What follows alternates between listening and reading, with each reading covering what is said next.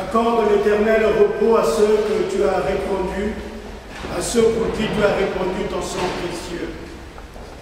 Ensemble, frères et sœurs, nous pouvons prier au nom du Père et du Fils et du Saint-Esprit. Amen. La grâce de Jésus notre Seigneur, l'amour de Dieu le Père et la communion de l'Esprit Saint soient toujours avec vous.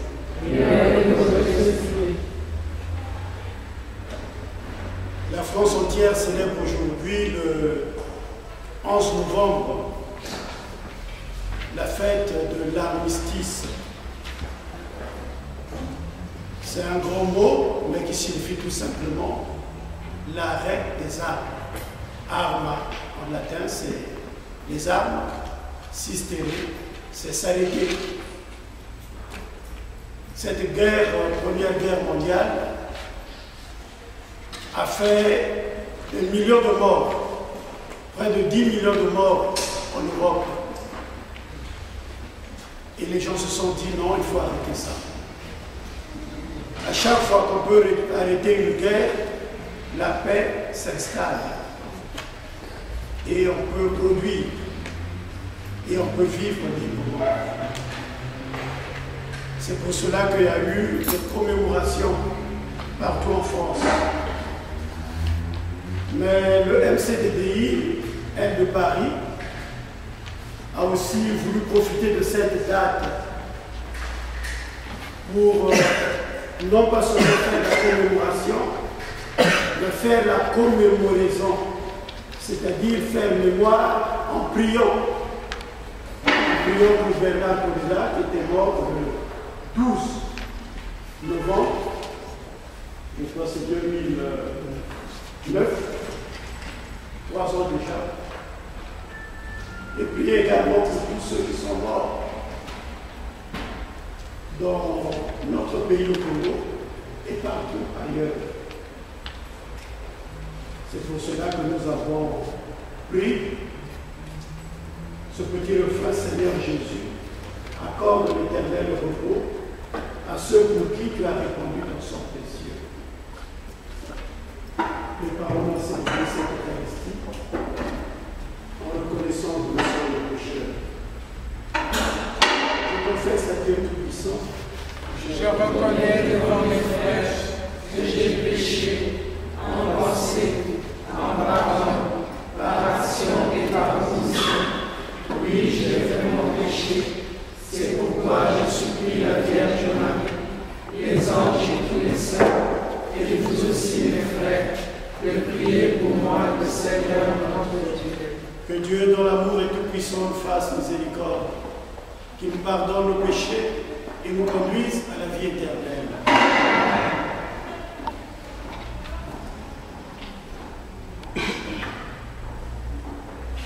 Seigneur,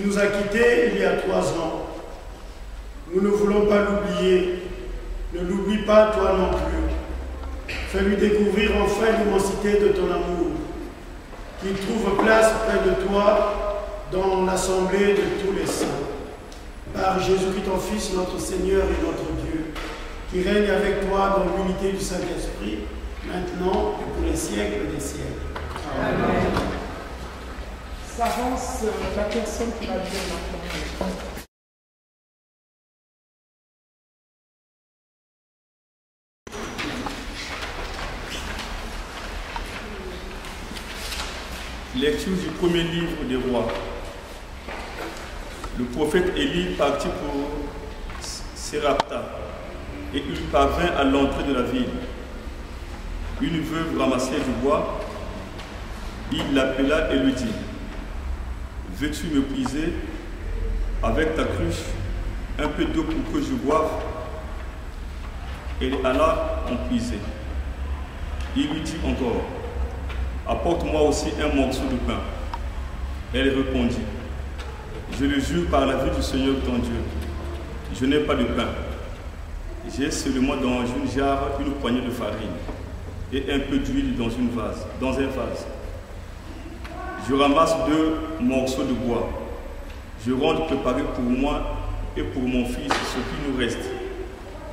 Nous mangerons et puis nous mourrons. Et lui dit alors: n'aie pas peur, va, fais ce que tu as dit. Mais d'abord, plie-moi un petit pain et apporte-le-moi. Ensuite, tu feras du pain pour toi et ton fils. Car ainsi parle le Seigneur, Dieu d'Israël. Jarre de farine, point ne s'épuisera. Vase d'huile, point ne se videra. Jusqu'au jour où le Seigneur donnera la pluie pour arroser la terre. La femme alla faire ce qu'Élie lui avait demandé. Et longtemps, le prophète elle-même et son fils eurent à manger. Et la jarre de farine ne s'épuisa pas, et le vase d'huile ne se vida pas, ainsi que le Seigneur l'avait annoncé par la bouche d'Élie. Parole du Seigneur.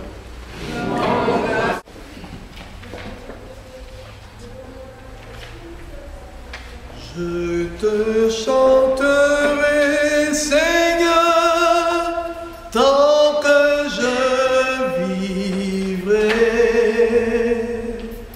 Je te chanterai, Seigneur, tant que je vivrai. Le Seigneur en justice aux opprimés, aux affamés il donne le pain. Le Seigneur délie les enchaînés.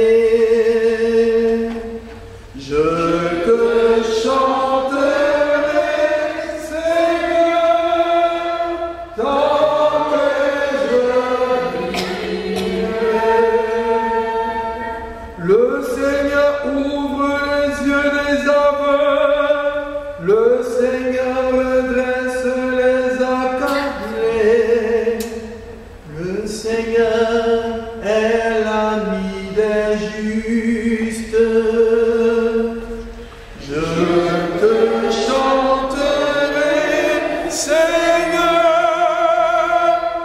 tant que je vivrai.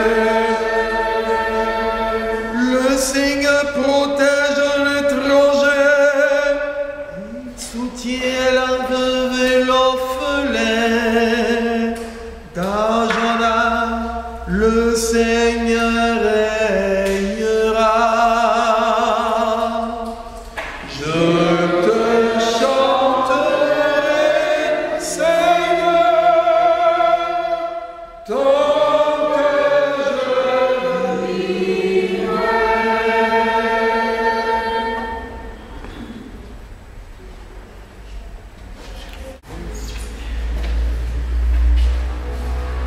Lecture de la lettre aux Hébreux. Le Christ n'est pas entré dans un sanctuaire construit par les hommes, qui ne peut être qu'une copie du sanctuaire véritable. Il est entré dans le ciel même, afin de se tenir maintenant pour devant la face de Dieu. Il n'a pas recommencé plusieurs fois son sacrifice, comme le grand prêtre qui, tous les ans, entrait dans le sanctuaire, en offrant un sang qui n'était pas le sien, car alors le Christ aurait dû plusieurs fois souffrir la passion depuis le commencement du monde, mais c'est une fois pour toutes au temps de l'accomplissement qui s'est manifesté, pour détruire le péché par son sacrifice. Et comme le sort des hommes est de mourir une seule fois, puis de comparaître pour le jugement, ainsi le Christ, après s'être offert une seule fois pour enlever les péchés de la multitude, apparaîtra une seconde fois, non plus à cause du péché, mais pour le salut de ceux qui l'attendent. Parole du Seigneur. Nous rendons grâce à Dieu. Alléluia, Alléluia, Alléluia, Alléluia, Alléluia, Alléluia.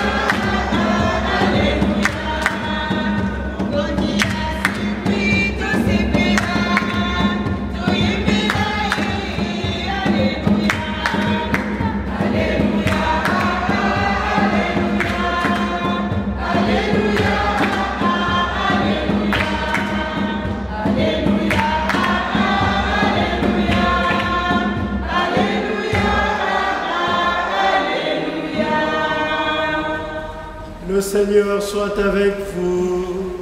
Et avec votre esprit. Proclamation de la bonne nouvelle de Jésus-Christ selon saint Marc.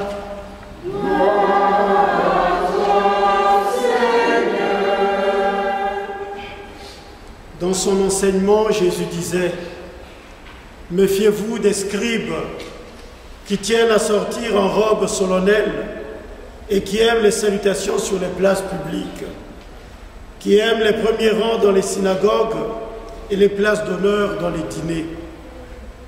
Ils dévorent les biens des veuves et affectent de prier longuement. Ils seront d'autant plus sévèrement condamnés.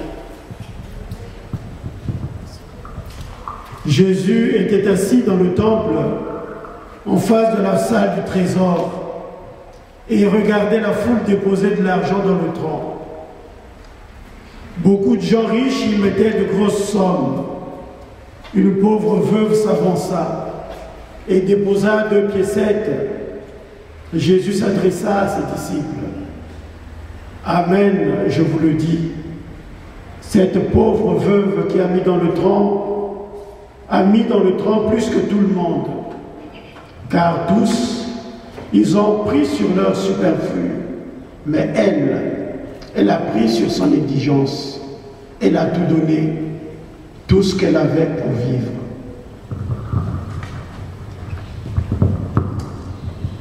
Acclamons la parole de Dieu.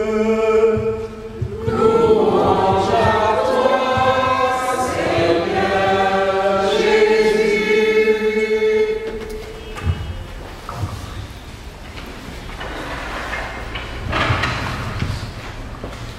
Comme je l'ai dit dans mon mot introductif,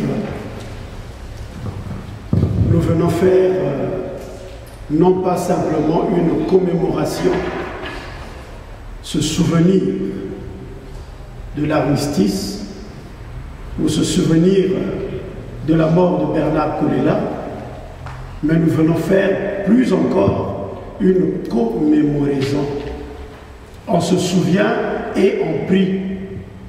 On prie pour la paix qui était signée en 1918, après ses morts, après ses vies, mais également prier pour tous ceux qui veulent donner ou qui ont donné leur vie pour la paix dans le monde.